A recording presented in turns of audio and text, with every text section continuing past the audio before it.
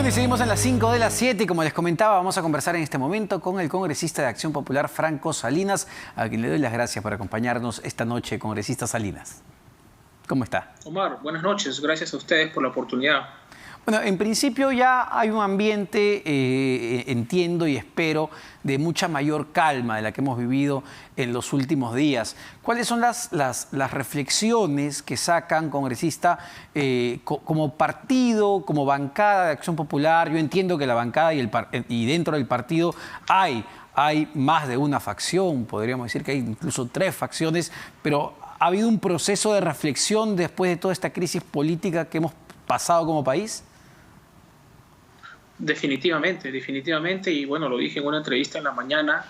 Creo que estamos en la obligación moral, una obligación partidaria, como grupo político, como ciudadanos y como congresistas de la República, de ofrecerles el perdón al país, a los jóvenes, por toda esta crisis y por estas conclusiones fatales que nadie buscaba. Yo creo que de alguna u otra manera los indicios de corrupción del señor Vizcarra eran ostensibles. Sin embargo, nadie pues tenía una bola mágica para saber qué es lo que se venía. Sí hay una responsabilidad, digamos, que tenemos que asumir desde el punto de vista político, en tanto y en cuanto no hemos sabido escuchar la voz de los ciudadanos y sobre todo de los jóvenes durante muchos años. Yo creo que esto es la gota que derramó el vaso y es una insatisfacción ciertamente justificada y estamos en la obligación de pedir perdón por esta crisis, ¿no? Yo entiendo que no tenían una bola mágica, evidentemente, para conocer los hechos que se han suscitado. Sin embargo, no midieron, no pensaron en las consecuencias que iba a traer, digamos, una vacancia de la manera en la que se llevó. No hubo ese proceso de decir, bueno, y ahora vacamos a Vizcarra, pero ¿qué hacemos a partir de ahí? Claro, bueno, en realidad lo que se ha llevado a cabo es un cumplimiento estricto de la Constitución, ¿no? Esta idea, digamos, de golpe de Estado, yo desde mi punto de vista no se ha dado porque además, producto de todo ese proceso, ahora el señor Sagasti es presidente de la República, ¿no? Sin embargo, sí hay una etapa de reflexión en la que la bancada actualmente ya se encuentra. Tenemos que analizar cuál es la mejor, digamos, decisión. Definitivamente lo primero que tenemos que llevar a cabo es un diálogo y abrirle las puertas al Ejecutivo para darle todas las facilidades, básicamente en 2 puntos. Lo primero es el manejo de la crisis sanitaria y económica y además asegurar unas elecciones transparentes, objetivas e imparciales, ¿no? Se lo preguntaba porque, no sé, yo entiendo nuevamente que dentro del Partido de Acción Popular hay varias facciones. Hay una facción que podríamos calificarla de izquierda y hay una facción que es mucho más tirada a la derecha, pero yo no sé si a ustedes les sorprendió al menos cuando llega el gabinete de Antero Flores Arauz, que hay que decirlo, es un gabinete mucho más conservador. ¿Esto les generó sorpresa cuando en ese momento el señor Merino nombra a estos ministros? Mire, ciertamente un gabinete no va a cumplir con las expectativas de todo un partido político. Yo creo que, digamos, es natural que no satisfaga las expectativas de todos. Siempre hay una decisión mejor que tomar. Yo creo que la situación y la presión mediática también probablemente llevó a decisiones apresuradas. Y estamos pues en una etapa de crítica, de autocrítica, y sí reconozco que ha habido, digamos, quizás una falta de comunicación tanto con la ciudadanía y de la bancada con el partido, ¿no? Sucede que, bueno, no hay dirigentes actualmente reconocidos, ¿no? Hay un presidente que tiene un mandato vencido, hay mucho conflicto, pero creo que estamos en una etapa, Omar, y permíteme decirlo, de dejar de lado los cálculos políticos, evaluar qué es lo que ha sucedido y ver para adelante, sin borrón y cuenta nueva, porque el día de hoy es preocupante. Luis Araujo ha aparecido, uno de los chicos, denunciando que ha estado secuestrado por el grupo Terna, ni más ni menos, y esto tiene que esclarecerse y establecer responsabilidades caiga quien caiga. Esto no se puede permitir. Pero ustedes imaginaban, nuevamente preguntándome en las repercusiones, las consecuencias, imaginaban que un nuevo gobierno de transición del señor Merino, que pertenece a Acción Popular, un partido pues que uno identifica más al centro del espectro ideológico, iba a terminar nombrando, y con todo el respeto, al señor Antero Flores Arauz, que es un abogado conocido y destacado, pero es un abogado más vinculado a sectores conservadores y, digamos, con una política de represión sumamente agresiva sobre los jóvenes en estos días de protesta. ¿Ustedes imaginaron que eso iba a pasar en un nuevo gobierno de transición de Acción Popular?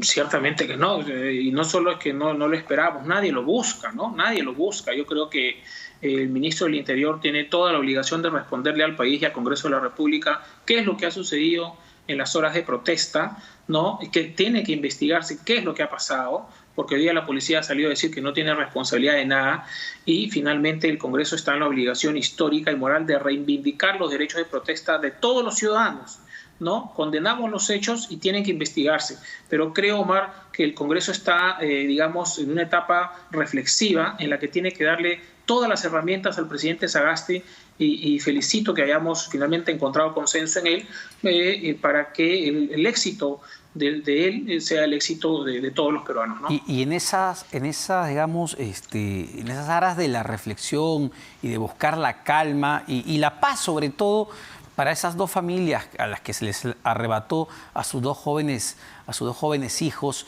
¿qué opina de que hasta el día de hoy no haya habido una declaración firme, clara, ni del señor Manuel Merino, ni del señor Antero Flores Arauz, ni del exministro del Interior Gastón Rodríguez, ni del director general de la Policía Nacional, que son de alguna manera los responsables políticos de lo que vimos el fin de semana, en lo que vimos en los últimos días, de esta represión innecesaria sobre la protesta? ¿Qué opina de que no hayan hablado? ¿Cree que es necesario, como se ha propuesto ya, que esto se investigue en una comisión en el Parlamento de la República? Sí, definitivamente los congresistas dentro del rol fiscalizador tenemos que investigar qué es lo que ha sucedido. Yo reconozco que ha habido una total falta de comunicación, eso hay que decirlo. La política además son gestos. Yo creo que ha habido errores que han causado toda esta desgracia. Yo no puedo hablar por ellos, definitivamente cada uno tendrá que asumir su responsabilidad, pero yo creo que estos actos tienen que investigarse en el Congreso, en el Ministerio Público, y los congresistas darle todas las facilidades a todo tipo de autoridades de todo nivel para que estas familias tengan la satisfacción de que se sepa la verdad. Eso es lo que yo busco y eso es lo que como congresistas vamos a exigir hasta que se sepa la verdad. Entonces, ¿estaría a favor de crear esta comisión investigadora que se ha planteado? Para que se esclarezcan los hechos que han llevado a la muerte, desaparición y lesiones de los jóvenes que han salido, por supuesto que sí. Yo no creo que haya alguien que se pueda, digamos, oponer a que se esclarezcan los hechos, más todavía cuando se ha iniciado investigación al señor Merino, al señor Flores Arauz, a los ministros de parte de la Fiscalía de la Nación. Pero en la misma medida, por ejemplo, debería también iniciarse una investigación desde la Fiscalía de la Nación por los 13 chicos que fallecieron en la discoteca de Los Olivos hace un par de meses. Lamentable, hace una semana, claro, sí, falleció, por supuesto. Eso deja en duda qué es lo que está sucediendo también en la Fiscalía de la Nación, y lo digo con todo respeto. Hace unos días falleció un señor en un digamos, juego de fútbol en el Callao, de un disparo de un policía. Entonces, hay cosas que tienen que investigarse definitivamente, pero sobre todo estas protestas que empezaron pacíficamente y que también va a tener que esclarecerse por qué es que al final se tornaban violentas. Toda muerte, qué duda cabe, es lamentable, pero sí preocupa mucho cuando hay una política de represión que viene justamente desde arriba. Creo que esa es una gran diferencia que no podemos permitir los que vivimos en una democracia, los que vivimos en un Estado de Derecho. No podemos permitir que se secuestre a un joven por 3 días de la manera como lo han denunciado, ¿no? Creo que por eso son cosas distintas, pero toda muerte es lamentable, evidentemente. Por supuesto que sí, por supuesto que sí. Yo creo que finalmente las familias, de una manera justa y equitativa, merecen que se investiguen. Ninguna muerte vale menos que la otra. Yo creo que todos los ciudadanos tenemos los mismos derechos y definitivamente, Omar, creo que los políticos estamos en una obligación de cambiar la forma de comunicación con los jóvenes y de escuchar antes de cualquier tomar decisión, lamentablemente han tenido que pasar estas cosas para que de alguna u otra manera empecemos una autocrítica y iniciemos un punto de quiebre en la política con miras al bicentenario para que dejen de morir más peruanos por la pandemia y se recuperen los millones de puestos de trabajo. Ese es el reto del gobierno del señor Sagasti, ¿no? Sí, claro. Y sabe, yendo y cambiando un poco de tema, ¿sabe dónde está el señor Manuel Merino en este momento? ¿Ha habido alguna comunicación del señor Merino con los miembros de la bancada, con algún miembro del partido? Es una de las preguntas que más han surgido en las últimas horas, en los últimos días. Bueno, yo sinceramente le digo, yo desconozco dónde está. Imagino, calculo que debe estar con su familia en una etapa muy difícil, muy complicada también por todo lo que ha pasado. Y ciertamente hay que decirlo, ha faltado comunicación también. Sin embargo, no, con certeza no podría decirle exactamente dónde está. Yo imagino, digo, que está con su familia. Él es padre de familia, tiene 3 hijas y una esposa, así que imagino que debe estar con ellas, ¿no? Pero no se ha comunicado con nadie de la bancada.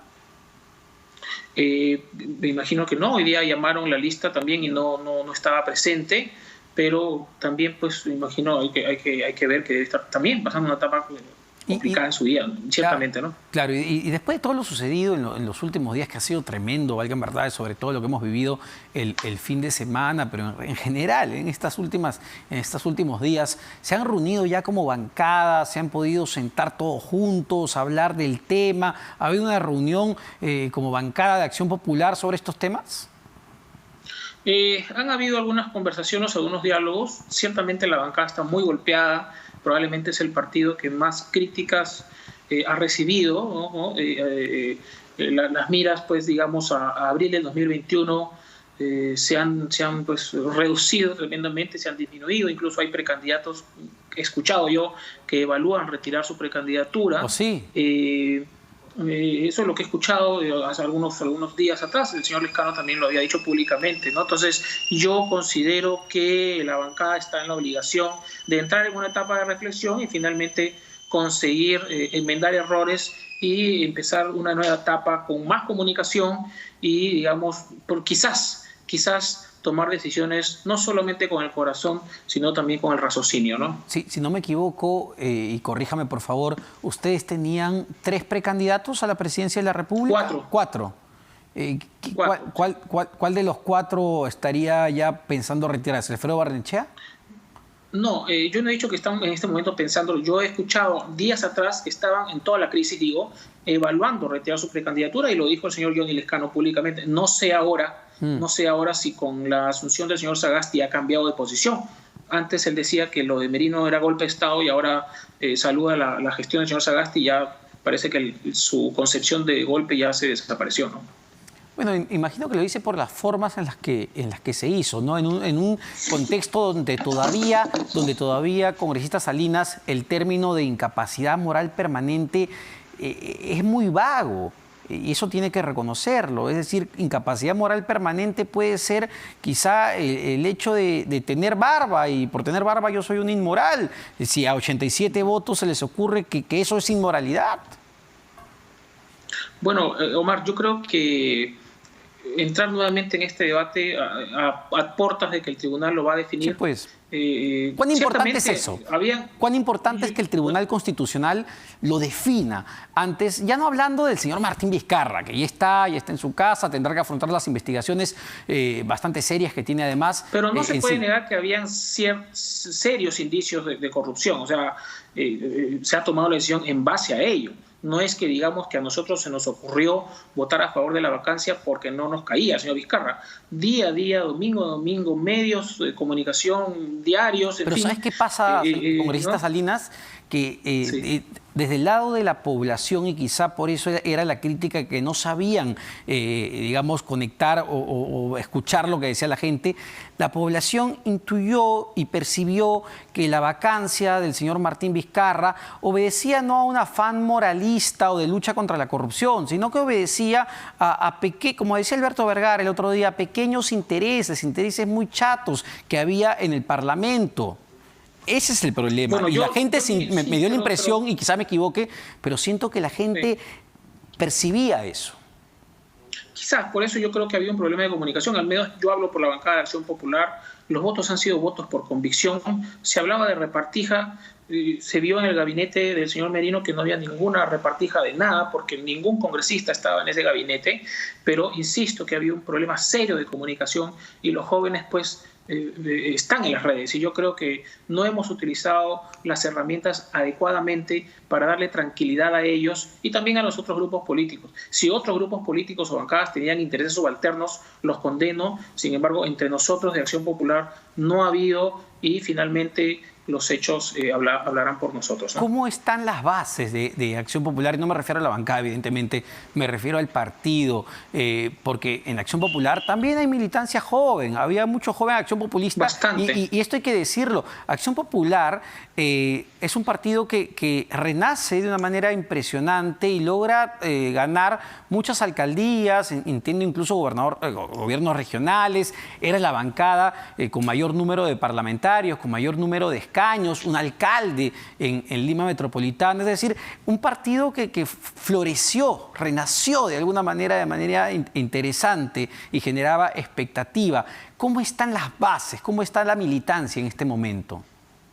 Golpeadas, las bases están golpeadas, los jóvenes, un buen grupo también, están decepcionados de todo lo que ha sucedido, porque han sentido pues que la bancada ha estado completamente desconectada, y es probable, insisto, la comunicación interna y externa ha sido nula, pero que, digamos, teniendo alcaldías, teniendo bancada mayoritaria y teniendo un partido histórico de 64 años, y estar así, todos divididos, un partido balcanizado prácticamente, responde a que no tenemos una dirigencia clara en Acción Popular. Lamentablemente hay que decirlo, y las dirigencias que están vencidas son muy confrontacionales, y desde nosotros también hacemos una autocrítica. Entonces, hay muchas cabezas, hay divisionismos, hay probablemente algunos intereses de algunos, no sé, candidatos o precandidatos, no de ahora, quizás de antes, y esto ha llamado pues a que cada uno vaya por su lado, y la falta, insisto, de dirigencia es lo que ha hecho que el partido se divida, y los errores obviamente de la bancada, y hay que reconocerlos, ¿no? Perfecto, muy interesante y reflexiva esta conversación. Congresista Salinas, Franco Salinas, congresista de Acción Popular. Nos vamos a una pausa, no se vayan, venimos para seguir conversando sobre toda esta coyuntura política tan complicada por la que atraviesa nuestro país, pero que esperemos ya empiece a calmar, empiece a relajarse un poco en los próximos días y semanas, porque es lo que necesitamos como sociedad, señores. Una pausa y volvemos.